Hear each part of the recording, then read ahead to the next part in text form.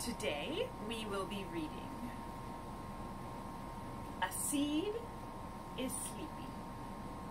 This book is by Diana Hutz Aston and Sylvia Long.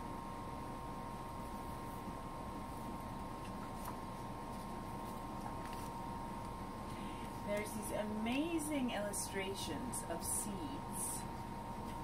Amazing illustrations throughout the whole thing. So I hope you can see it properly.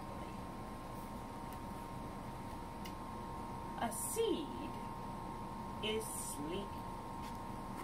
Here are sunflower seeds.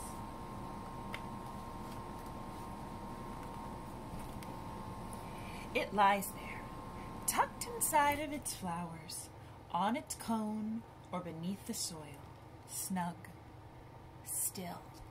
Oh, let me shut this off. A seed is secretive. It does not reveal itself too quickly. Most seeds sleep through the season or two, waiting for the warmer temperatures of spring, but some take their time. 10 years might pass before the bright red-orange seed of the Texas mountain laurel shows its purple blooms. Here we have the Texas mountain laurel, and these are the seed pods. A seed is fruitful. 90% of the plants on Earth are flowering plants. Flowering plants produce fruits. Fruits of all shapes and textures that keep the seeds cozy until they have found the right place to grow.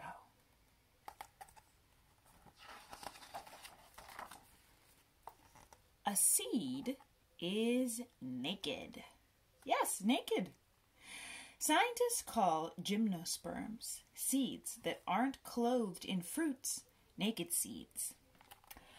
Most naked seeds hide themselves in the scales of cones until they're ready to make a dash for the ground. Who would guess that a seed as small as a freckle would grow into the world's tallest tree? Only 10% of redwood trees begin as seeds, though. Most redwood trees spring from existing trees. Pretty amazing.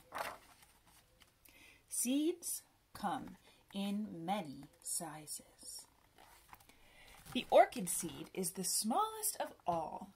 There might be 1 million seeds in one pod.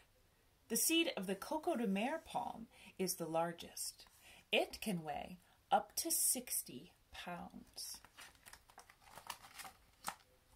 A seed is adventurous. It must strike out on its own in search of a less crowded place to put down roots. A parachute of fine, silky hairs can take a dandelion seed 100 miles from its parent plant.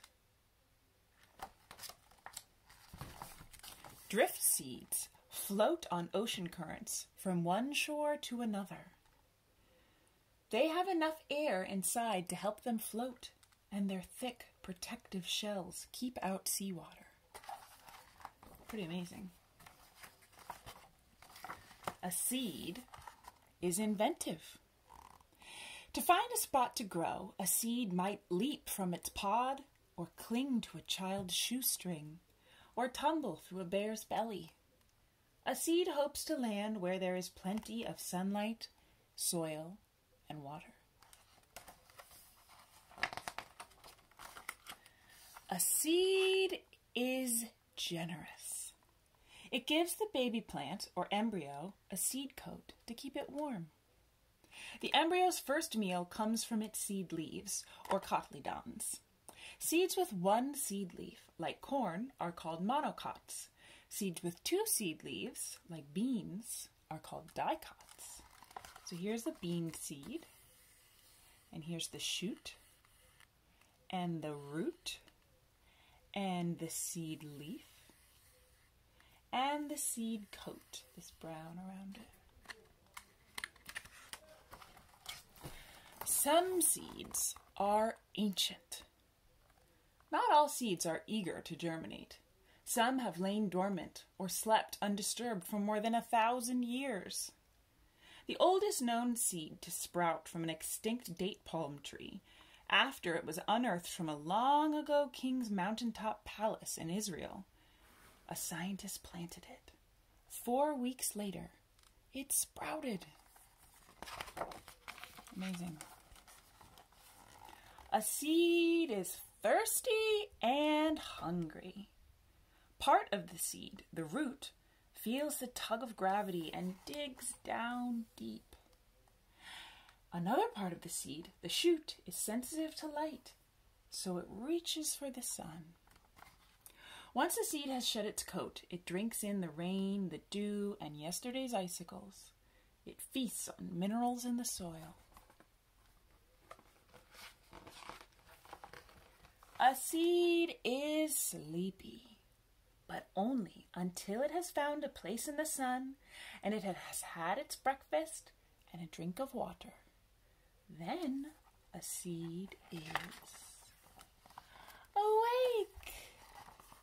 Beautiful sunflowers. And then here are all of the amazing plants and flowers and trees that all those seeds can grow into. And then here's the dandelions. So there's so much amazing art in this book.